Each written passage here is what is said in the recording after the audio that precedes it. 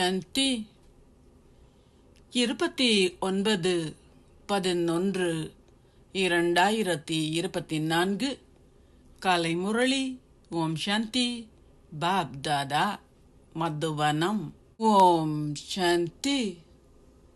29/11/2024 காலை முரளி. ஓம் சாந்தி. பாப் தாதா, மதுவனம். சாராம்சம். இனிய குழந்தைகளே, நீங்கள் சிவ பாபாவிற்கு மதிப்பளிக்க வேண்டுமாயின் அவரின் ஸ்ரீமத்தை தொடர்ந்தும் பின்பற்றுங்கள். ஸ்ரீமத்தை பின்பற்றுவதே தந்தைக்கு மதிப்பளிப்பதாகும். கேள்வி: குழந்தைகளாகிய நீங்கள் எவ்வாறு தந்தையிலும் சிறந்த மந்திரவாதிகள் ஆகுகின்றீர்கள்?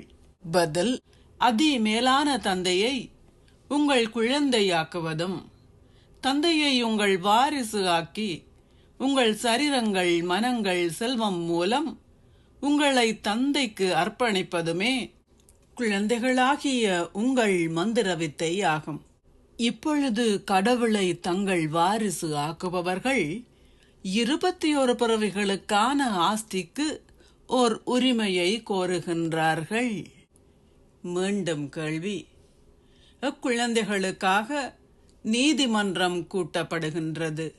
பதில்: தாங்கள் தானம் செய்தவற்றை மீண்டும் பெற நினைப்பவர்களுக்காகவும், மாயையின் ஆதிக்கத்தினால் அவச்சேவை செய்பவர்களுக்காகவும் நீதிமன்றம் கூட்டப்படுகின்றது.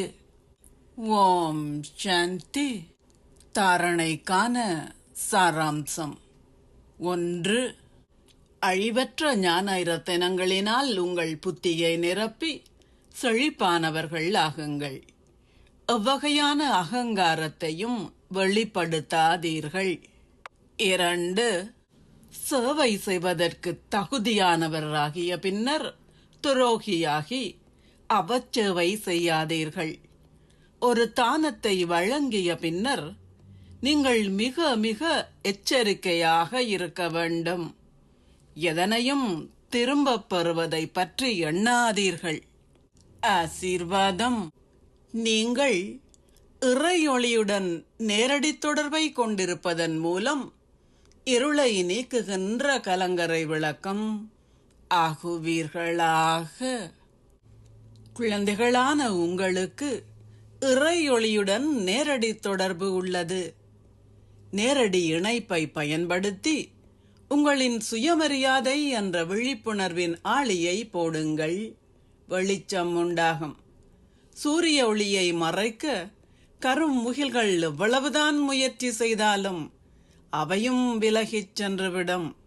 இந்த முறையில் நீங்களும் ஒளியாக இருப்பீர்கள். அத்துடன் நீங்கள் மற்றவர்களுக்கும் கலங்கரை விளக்கமாக இருப்பீர்கள். ஸ்லோகம். உங்களுக்கான முயற்சிகளில் தீவிரமாகுங்கள். அப்போது உங்களின் அதிர்வலைகளால் மற்றவர்களின் மாயை விரைவில் ஓடிவிடும். ஓம் சாந்தி.